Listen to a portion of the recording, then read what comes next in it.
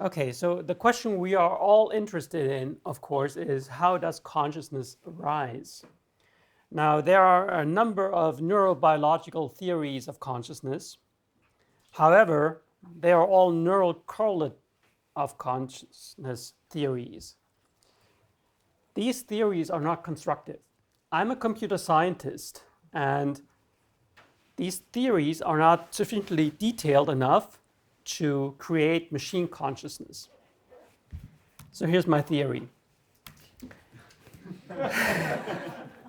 So the primary objective is survival.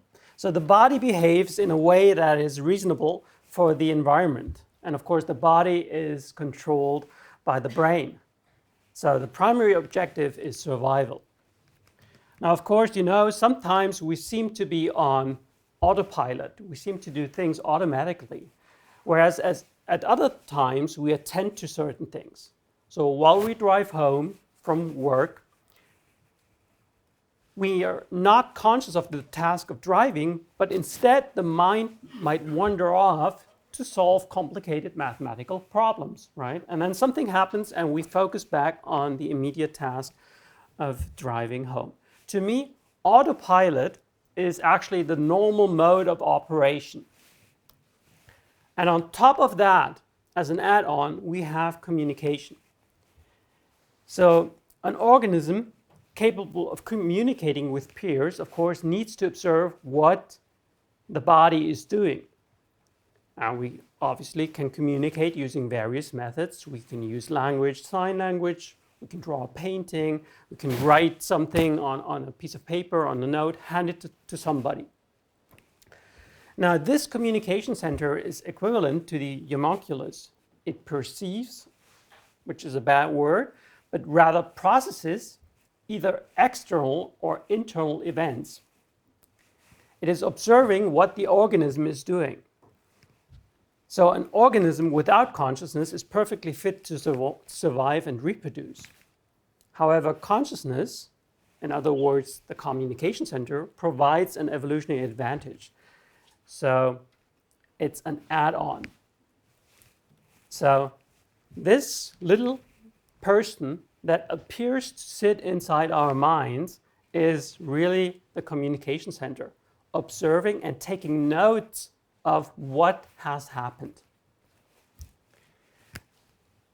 Now we can communicate plans and experiences to our peers. So let's have an example. So we might be out in the jungle and I might say to my peers, I am hungry, I will go and eat a banana. So I will go off to some place where the others cannot see me. I might climb up a tree, a banana tree, grab me a banana. But while doing that, I might fall off the tree and hurt myself so that I cannot go back.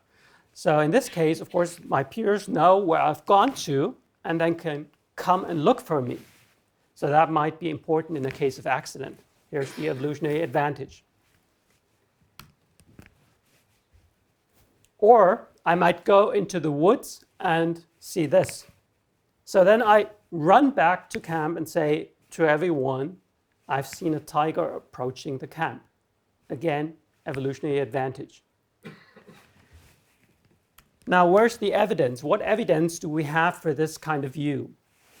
Well, there are the experiments conducted by Libet, which have shown that experience of conscious will occurs after a readiness potential can be measured. So he asked people to move a finger whenever they feel like it, or whenever they want.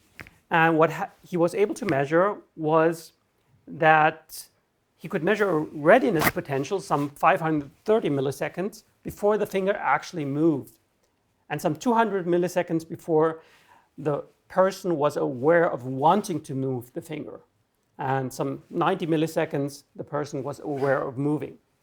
So to me, these results are not at all surprising.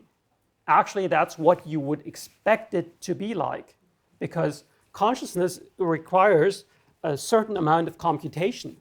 And so it's obvious that you're going to measure something before this computation is complete.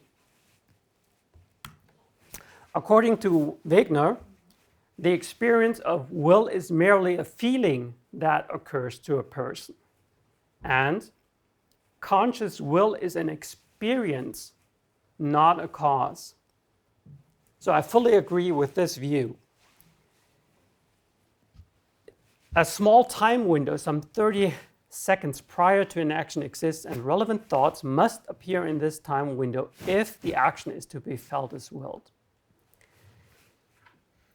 Also in line with this view is the theory of mind mechanism. So we are able to perceive mind and causal agency in others. So when we see other people, other animals, we can assume or imagine what they are about to do or how they are about to behave. As opposed to when we look at a piece of rock, inanimate object lying on the ground, which does not have a mind of its own. So this theory of mind mechanism may also be at work in determining causal agency in our own body. In line with this are also the split brain experiments done by Gazzaniga. According to him, one half of the brain seems to interpret what the other half is doing. So he did experiments where he showed stimuli to patients. And so what you see in the right-hand side of your field of view is being fed into the left hemisphere of the brain. And what you see on the left-hand side in your field of view is being fed into the right hemisphere. Now, within the left hemisphere, there's the language center. Now, he would show a patient with a cut corpus callosum, the image or something like that, in the upper right-hand side. So, when the corpus callosum is cut, the two halves cannot exchange important information. So basically, each half is on its own. Now, the person was looking at this image, and on the right-hand side, there was a chicken claw. This chicken claw is being fed into the left hemisphere. And on the left-hand side, there was a snow scene being fed into the right-hand side. And then the person was given a set of images and was asked to pick those that would go along with what he's seeing. So the person would then point with his right hand, which is controlled by the left hemisphere, the chicken. So obviously, the chicken claw goes with the chicken. And the left hand, being controlled by the right hemisphere, would pick the shovel. So the shovel obviously goes with the snow scene. Again, makes sense. But when the person was asked, why did you make that choice? What happened was that the person would explain, well, it's obvious the chicken claw goes with the chicken, and you need the shovel to clean out the chicken shed. So what was happening there was the person was making up a story, was fantasizing about what's happening in front of him. In line with this view are also the rubber hand experiments. So they have been conducted by Ehrson. So what Ehrson did was he placed a rubber hand in the field of view of a person, and underneath, outside the field of view, there was the actual hand of the person. And then someone applied brush strokes to both hands, the rubber hand as well as the actual hand. So the person was getting tactile stimuli. And the person felt ownership of the rubber hand. So the person was then immersed in a scanner, and the rubber hand was threatened with a needle. And anxiety levels went up. That could be measured. So the person observing the hand mistook this rubber hand as his own hand. All right, you might say, but what about qualia? Now, qualia is a term which is used to refer to instances of subjective conscious experience. And the seemingly hard problem of consciousness is the problem of explaining why subjective conscious experience exists. The way I see it, qualia is nothing mysterious. Our seemingly subjective conscious experiences are comparable across individuals because we are a product of evolution. So even though each brain is unique, its software, or rather wetware, is similar. So our seemingly subjective conscious experience is really grounded in reality.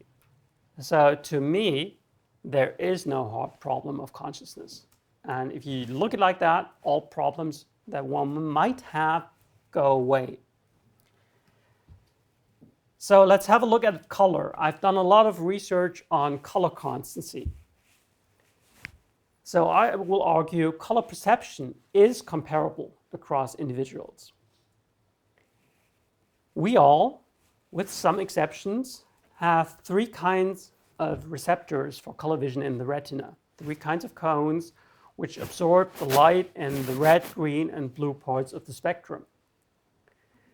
These receptors, they measure light that is being reflected from an object. And unfortunately, this reflected light varies with the illumination. So it's not very helpful if you would like to identify objects using the color or their appearance. So what's happening is color is a product of the brain. Cells in V4 have been found to respond to the reflectance of viewed objects. So within V4, cells have been found that fire vigorously whenever a yellow sheet of paper enters the field of view. And that happens irrespective of the light that is being reflected by this yellow sheet of paper. So depending on the illumination, you can make it appear, at least to the retinal receptors, to look more reddish or more greenish. So color is most likely computed either within V4 or when reaching V4. So as I said, the retinal receptors, they measure reflected light. And here's an example of that. On the left-hand side, you see a tabletop, and this image was taken using a very yellowish illuminant. So that's why this image has a very strong yellow color cast to it. On the right-hand side, we have an office scene. Sunlight was falling through a window, and blue curtains, it was falling through blue curtains, causing the bluish background illumination. That's basically what the retinal receptors measure. Now here's what is basically arriving within V4. So our color perception tries to estimate reflectance. A language then assigns a label to this reflectance estimate. So color perception is comparable across individuals. So obviously we need this mechanism to be able to pick out strawberries in a field, because daylight illumination, the color temperature, is varying throughout the day. So again, it's necessary because of the evolutionary advantage. So how has this been done? Well, according to my model, a local space average color is being computed using a resistive grid. And then local space average color is subtracted from the measured color to obtain a reflectance estimate.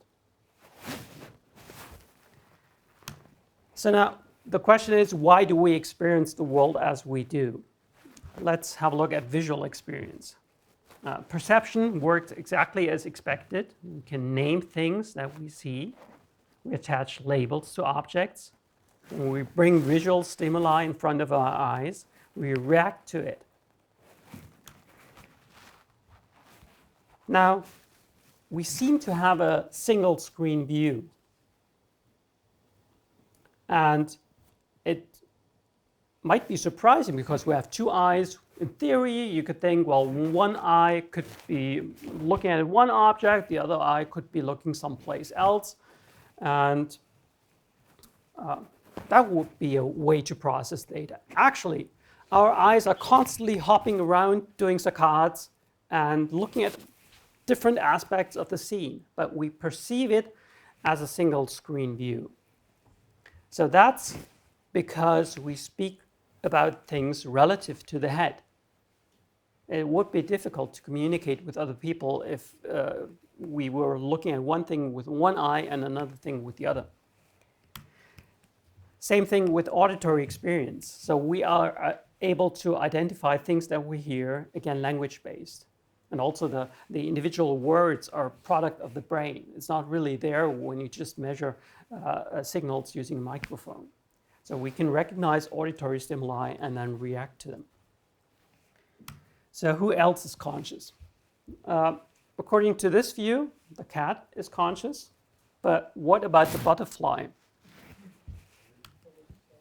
Well, bees are known to communicate with their peers. So they can tell other bees the distance and direction to flowers. So they might also have some level of consciousness. But let's go back to machine consciousness.